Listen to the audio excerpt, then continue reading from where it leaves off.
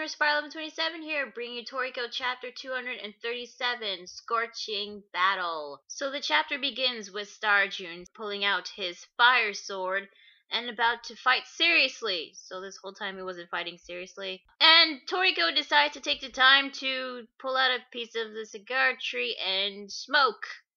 Because he's Toriko. Yeah, that's why. Anyway, it turns out that the fire sword Starjuun has isn't really a sword, it's a burner knife. Something he uses to both cut and grill something at the same time. It's the first time he's going to use it on a person, and the coolest thing is, he actually invented this. So that's actually pretty cool. So just when Toriko is about to use his impression again, all of a sudden he gets an image of himself getting cut in half with the burner knife, but he managed to dodge the attack. Now that attack was actually pretty powerful that it managed to slice the ground in half and even melt it at the same time.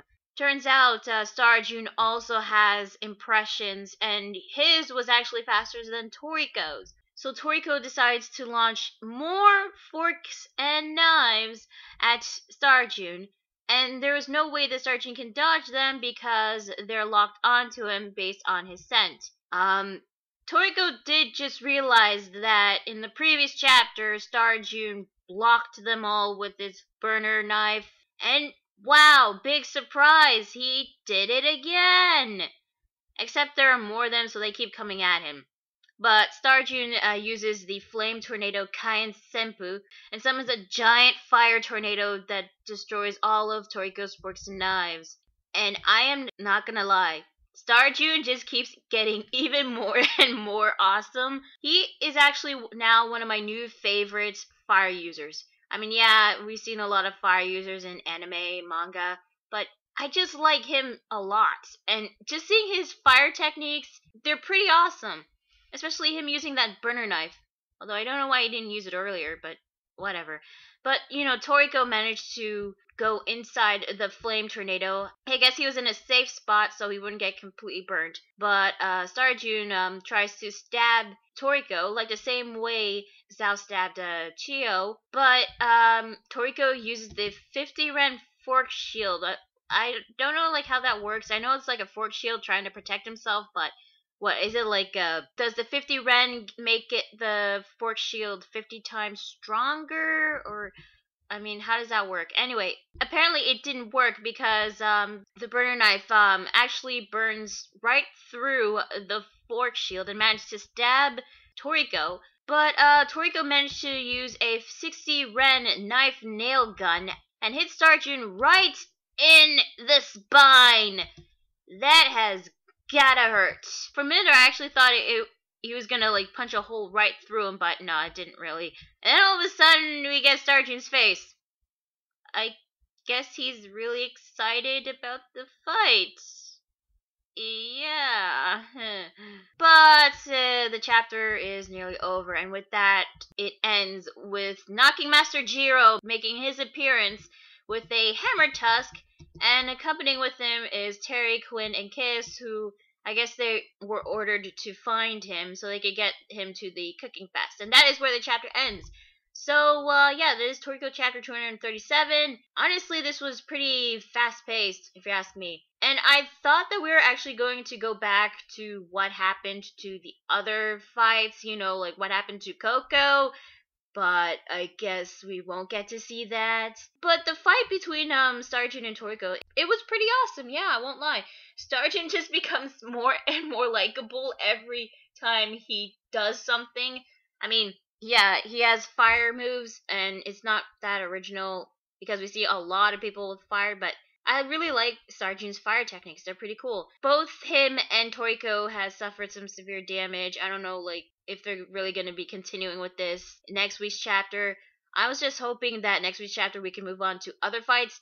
To be honest, I actually thought that the Toriko and Starjuun fight would be the very last fight in the Cooking Fest arc, but I guess not. I was actually hoping to see how Setsuno is doing when she's fighting against Kosaru, Zaus, and Kuribo. I mean, from the previous chapter, we only got like one panel of her, and she seems to be okay, and Kuribo seems to be down. So I guess all that's left is Kosaru and Zaus. Now I keep hearing this rumor that Knocking Master Jiro might be the leader of Neo, and honestly, I don't really want that to happen. But apparently, this rumor is going on because Jiro, Midora, and Ichiryu they're both students from the same master. I don't remember who the master was. I think it was Acacia or something like that. I'm not sure. And Ichiryu is the leader of IGO. Midora is the leader of the Bishokukai, and I guess if it's true, the Knocking Master Jiro would be the leader of Neo, since we have like now 3 organizations after the same thing. I'm guessing it's God. Well, Neo's intentions is still a bit unclear.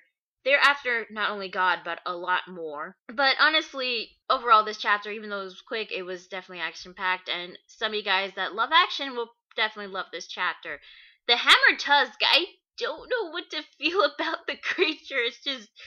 It looks like a giant dragon with a tail that's stuck on a piece of rock. It's got wings, it's got tusks and horns.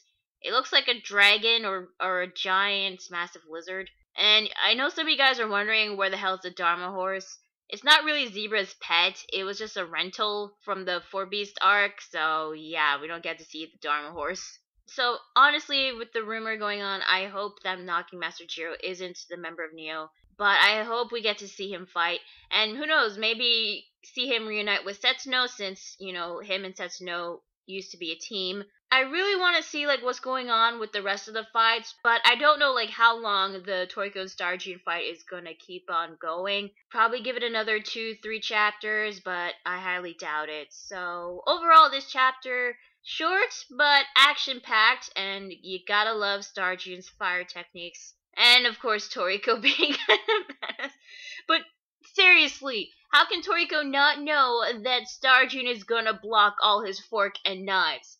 Sure, he can't dodge them, but he can still block them, which is kind of predictable. And also, Komatsu, why isn't he hiding somewhere? He's gonna get caught in the aftermath or something. So, yeah, that is Toriko chapter 237. I'm gonna respond on 27, and I'll see you guys later. Bye.